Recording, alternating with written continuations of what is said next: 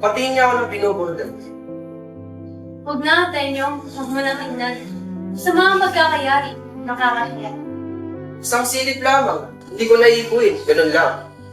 Sa ibang araw, pagkatapos na, oo, makikita ko sa iyo. Ang daliri bang ito na hubog ng kanila? Na kay puti ay mayayariin kaya hindi mainam. Hala na, tignan ko lang. Huwag mo na kong tuyain. Pangat nga ang mga daliri. Ay, Bakit, Tenyo? Napagod ka ba? masakit sa iyo? Sumaka pa lang mapagod. Nagalit tuloy. Tenyo. Nalulunod pala ito sa isang tabong tubig. Anong lalim ng buntong hininga? Lalong pang pagagalitin. Hulya! Hulya ko! Patawarin mo't di na ako nagagalit. Masakit sa akin magalit ka at hindi. Laking bagay. Lumalaganap sa dibdib kong masaganang tuwa. Narito't nakikita kong minarapat mong ilimbag sa panyo nito. Ang pangalan ko. Hindi Hindi ukol sa iyo ang panyong iyan. Sinungaling! At kaninong pangalan nito? A. Antonio, N. Narciso, at F. Flores? Namamali ka. Hindi mo nga pangalan niyan. Hindi pala akin. At kanino nga? Sa amo. Iya'y inaalay ko sa kanya ngayong kaarawan ng Pasko. Kung sa among man o sa demonyo. Bakit ang letra ay A, N, at F? Oo nga, sapagkat ang A ay amo, ang N ay natin, at ang F ay fraile. Among nating fraile? Laking kalipustahan. Huwag mo ko aglahin sa mga taong yan. Dahil madaling magpantigan tainga ko. Maganti na ako.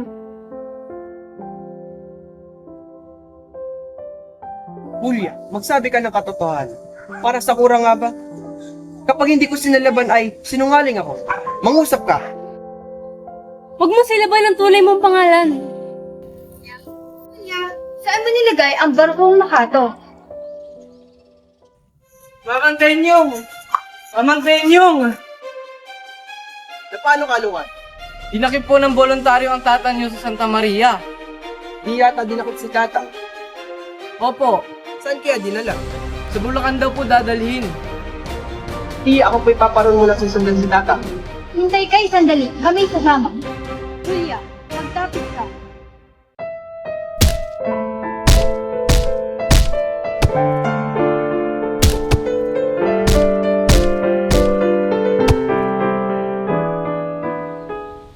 Si Kapitan Luis. Ito'y taga ron sa amin. Maraming tao ito. Mason po yata, among. Hindi man masun. Marami po libistero. Pagkat kung sinulat niya ang kabayo. Hindi po ako kabayo, among.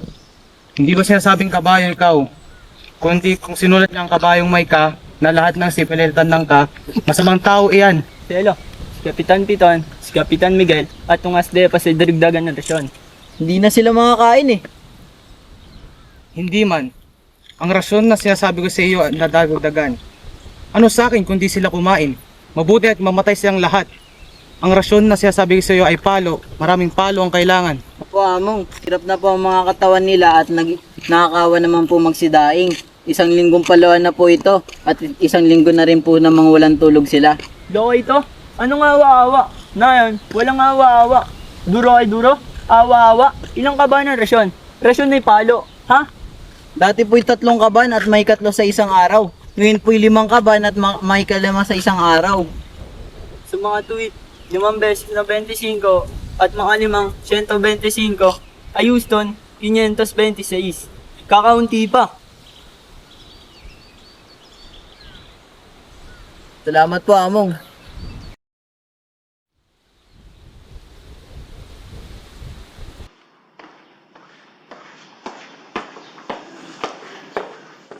Kapitana Putin!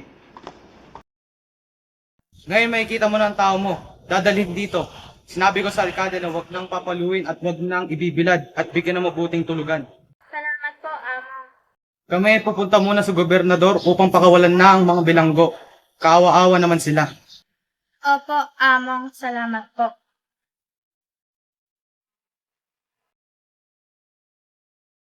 Después de ver el gobernador a Manila Congreso el tren el Estacio que Quinto. Estación el general Gilberto Forzar Enricos el Torneo Provincial porque Esther Eva mal. Ya lo creo que va mal. Sí, hemos traído.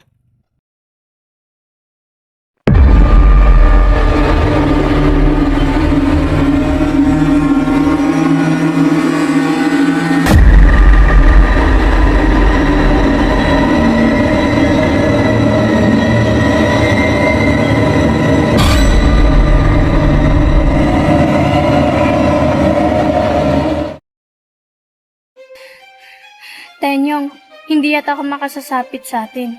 Nangatalambok ang katawan. Naninikip ang aking dibdib. Hindi ako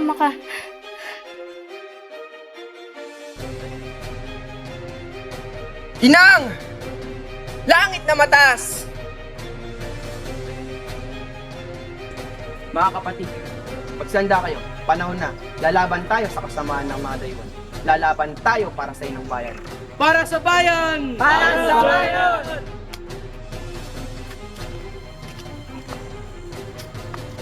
Tenyong! Tenyong! Julia, Di mo dapat iwanan ng iyong ina sa kapis-hapis na anyo. nariyan ka, Julia, para sa aking ina. Wala na akong dapat ipag-alala. Oo nga, Tenyong. Ngunit kailangan kanya bilang anak ngayon. Huwag mo siyang iwanan. Pagpatawad mo. Pero alam kong maiintindihan ako ninyo. Mas kailangan ako ng inyong bayan ninyo. Tumutugtog ng oras upang bumangon at lumaban tayo sa mga naapi. Tama ng 300 pagpapalipin natin sa kanilang mga kasakiman. Sana ko maitututol pa. Bagkos, itong medalya ay bagunin. Maraming salamat, Julia, aking sinta. O, Tenyong ng buhay.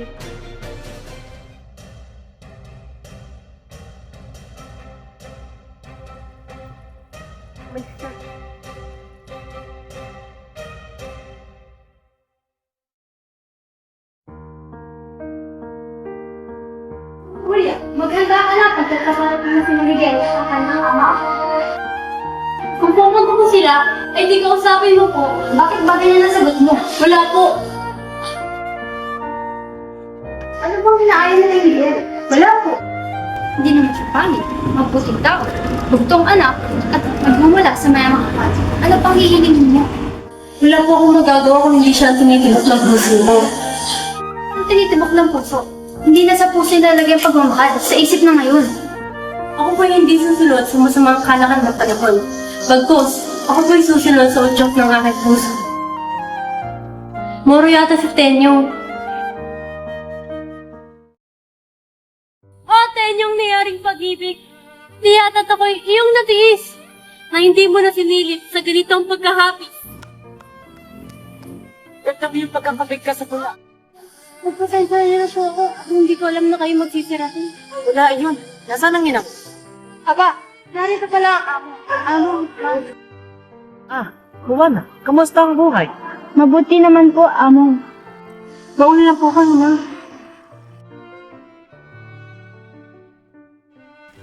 Kayo, amo. Masama, Juana. Talaga yata ang aming pagkakabuhay ay lagi na lamang sa hirap.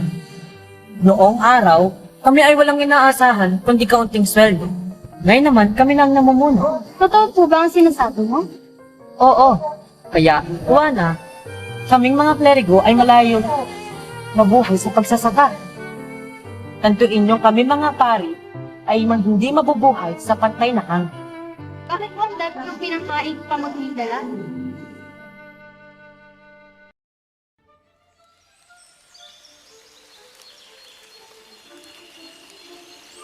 Ay, Aling Julia.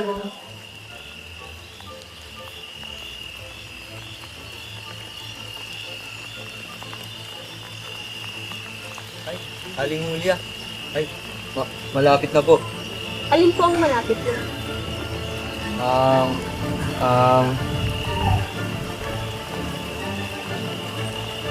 Ano kaya ang ibig sabihin nito?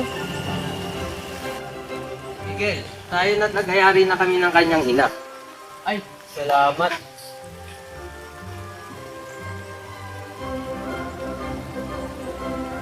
Ipinagkayari na pala ako ni Inang.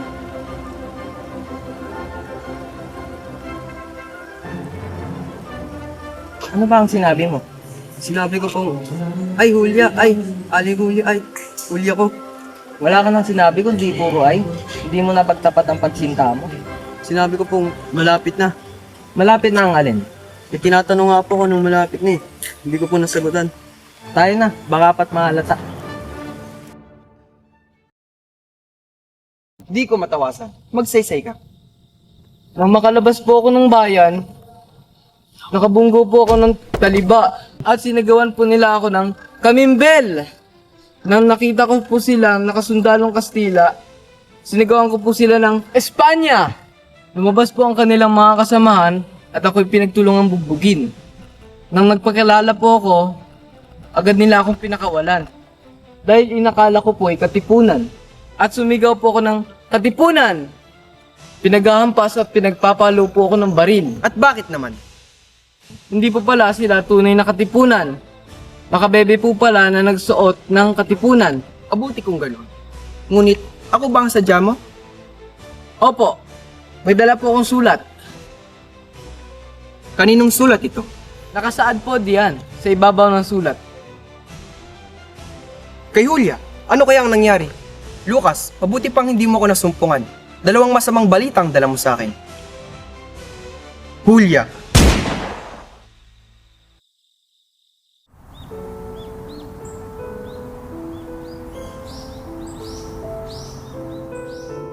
Inang, please, ayaw kay Miguel. Bakit?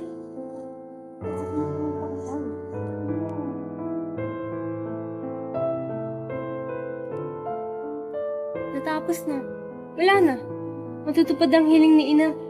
Mapapangasawa kong ang lalaking hindi ko naman ibig. Kay Tenyong lamang ang puso ko.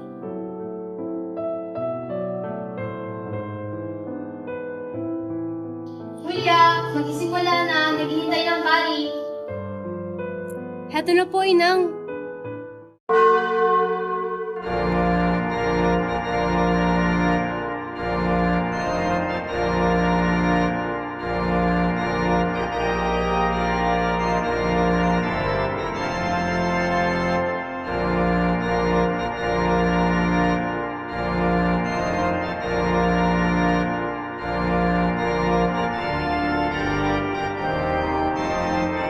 Hulya! Narito na po si Kapitan Tenyong sugatan! Hulya, saan ka pupunta? Lubayan mo ako. Lubayan niyo akong lahat. Mga walang awa.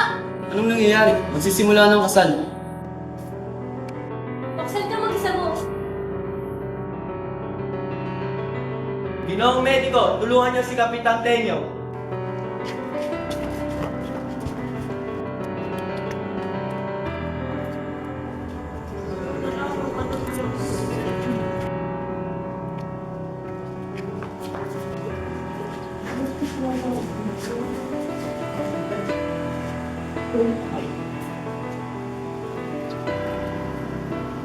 Ako'y pakinggan. Ang Kapitan Tenyo na sa ngayon ay ilipat na sa bayang Talimod ay may huling kahilingan. Ipagmamakaamon na sa iyo Juana de Miguel, yamang siya'y mamamatay na rin sa oras na ito, ay mangyari na ipakasal sa kanyang inuwi. Ipapakasal si Hulya? At bakit? Anong dahilan? Bakit kaya? Dahil daw sila'y may salitan. Yung salitaan? Ngayon ang huling araw ng pagtupad niya sa pangako. Totoo ba ito, Hulya? Opo, Inang. Mga bata pa lamang kami. Mahal ko na si Tenyong. Hindi kita anak! Di na kong minamahal. Hindi ko'y patawad. Ipagkaloob mo ang pamangkin at anak. Si Tenyong ay haharap sa Diyos. Mahal mong bendisyon ay igawad. Mamamatay na nga! Hindi ginusto ang umibig sa pinsang si Tenyong. Ngunit kailan ay hindi madidiktahan ng puso. Banal na pag-ibig, paano na si Miguel? Tatang, ano po ang pasya mo? Anak, ang taong mamamatay ay hindi mapagkakaitan.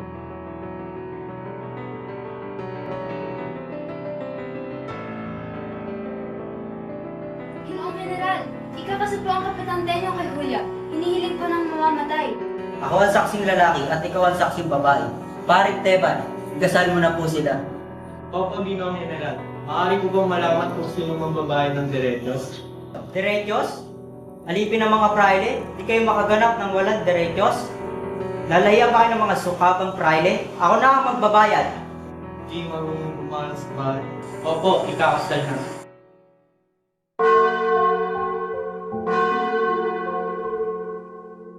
Sa mata ng Diyos na makapangyarihan, ikaw, Julia, at Tenyo ay kasal na. Magbangon ka, Kapitan Tenyo, at ako'y nakatupad na ng isang pangako.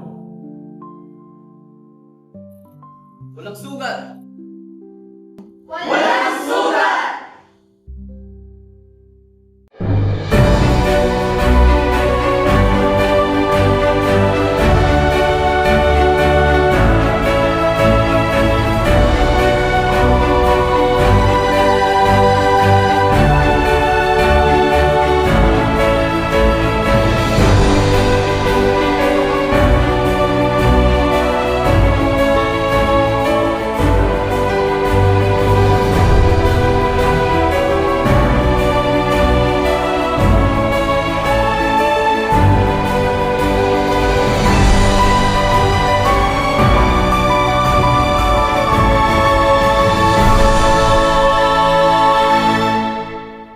Para sa'yo.